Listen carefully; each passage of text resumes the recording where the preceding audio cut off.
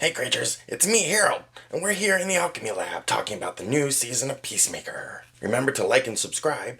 We're also here on TikTok, and we're here on Instagram. And with a subscription, you get all of your Harrold daily needs. Now, color me a big fan of the DC Universe. I've got comic books, I've got movies, I've got TV shows, keeping up with it for years. The new Superman movie was great, even though we don't have a review, sadly. The new My Adventures of Superman TV show is great. Upcoming slate from Warner Brothers is looking better and better every year. With Superman hitting digital, it makes sense that you would want the first episode of Peacemaker to drop. And that's all we're really going to talk about here today. It's that first episode. We're not special. We don't get extra privileges like some people. We don't get extra access like some people do. We're just a puppet, you know. So full spoilers for episode 1 of Peacemaker. We're gonna break it all down and talk about it. Right out of the gate, I do want to say this episode was really strong, and I'm totally gonna come back and watch the rest of the season. This weekly episode schedule is way better for television. When you drop everything all at once, things get forgotten really fast. Even Wednesday split itself up into 2 parts, and I'm hoping Fallout will follow suit. It just gives TV shows time to breathe.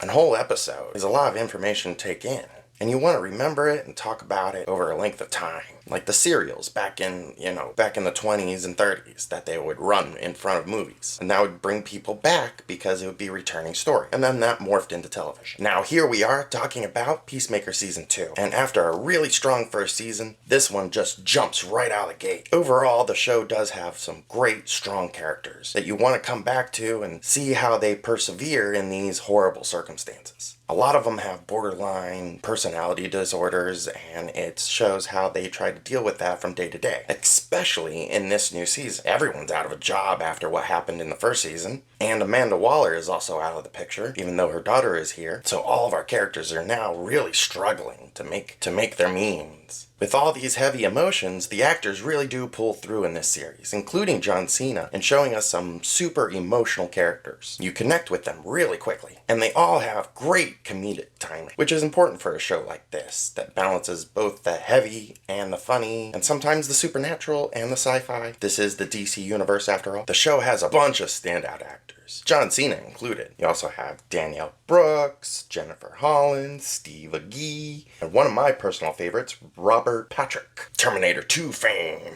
And then there's also Frank Grillo as Rick Flag Sr., who is one of the big connective tissues for the new DCU. He's getting used everywhere. He's been in everything so far. He was in Creatures Commandos, he had a big role in Superman, and now he has even a larger role here in the Suicide Squad. Peacemaker did kill his son after all, and that becomes a big plot point here. Now, while Peacemaker is trying to join the Justice Gang, Danielle Brooks, who plays LaToya, who is Amanda Waller's daughter, dealing with unemployment and her ex kicking her out. I have particular interest in this character. I think James Gunn has a lot of plans for her, expecting her to show up in some movies as well. Then there's the character Hargrove, played by Jennifer Holland. She's also been fired from Argus, trying to find a new job, just like Peacemaker is, and is also having no luck with a couple of hysterical scenes, I might add. James Gunn must have a big arc laid out for her, so she gets a whole fight scene to herself. And we get this particularly funny scene when she's of a job interview going badly. Meanwhile, Vigilante's just being Vigilante, waiting for Peacemaker to come back. And then you might be surprised to see Robert Patrick also come back, because he died in the first season. But there's an interdimensional door that plays a heavy plot point. So once again, we're dealing with some multiverse stuff, and duplicates, and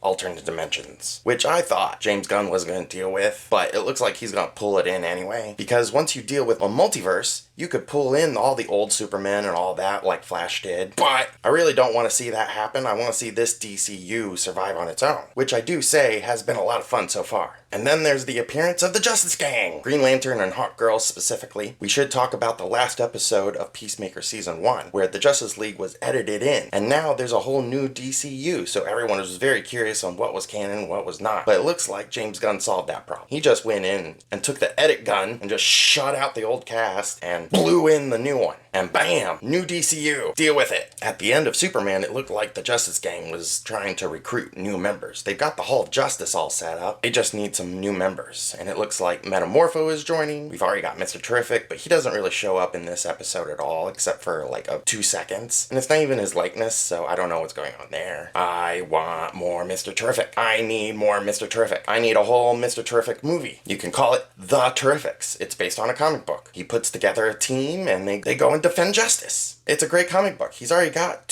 half of the team. He just needs Plastic Man and maybe one more. And he could sub in Hawkgirl for that. But I digress. James Gunn also directed this episode, which does give both Peacemaker and Superman some visual fluidity. Now, Peacemaker is extremely adult, so please beware. And I don't even think the HBO rating got it right because they missed a couple of things. I was very surprised when it happened, and you know what I'm talking about when it happens. But the visual language is the same as Superman. So when you get into the fight scenes, everything is very fluid, and he's having a lot of fun trying to set up these fights in interesting ways that we haven't really seen before. A lot of moving camera here, but not too much. He lets choreography play through, too, which is nice. I hate the quick cuts. The Bourne series always gave me more motion sickness. So, let the action flow. And the dialogue is just as quippy. There's always jokes flowing here and there, but at the same time, emotional and impactful for the scene it is in. Nobody's decisions are crazy. Everything everyone says is in line with their character, so it allows you to connect better. And when you connect better, you can laugh harder. This episode had a few highlights and a few downsides. There is one particularly huge gross out scene, and I guess it contributes to the plot a little bit. But once it moves on, you feel a lot better about the episode. I think it detracted from it quite a bit, which is a little disappointing, because everything else around it is pretty fantastic. It could have tightened up a little bit here and there, a couple of extra scenes. I think there's one fight scene or one gross out scene that I think we could have cut down a little bit. Maybe you added some more character moments. But overall, I was very excited to see what else happens in this universe. And Peacemaker is definitely delivering on the promises that James Gunn has been putting out there with the Superman movie, with Creature Commandos, and now this. I just wish his connective tissue in Rick Flag Sr. was a little bit more of a character. He's got one motivation, and that's getting revenge for his son. Other than that, he's just kind of a stand-in for the government because Amanda Waller has been pushed out because of what happened to Suicide Squad. We'll see how things work out. We've got a lot of episodes to go, and maybe we'll do each episode review or maybe a post-season review. Leave a comment if you're interested in an episode by episode. Remember, I'm Harrold, and this is the Alchemy Lab. We're on Instagram, we're on TikTok, and we're here on YouTube. So make sure you like and subscribe for all of your Harrold needs. Leave a comment if there's anything you want us to talk about or review. Until next time, wow!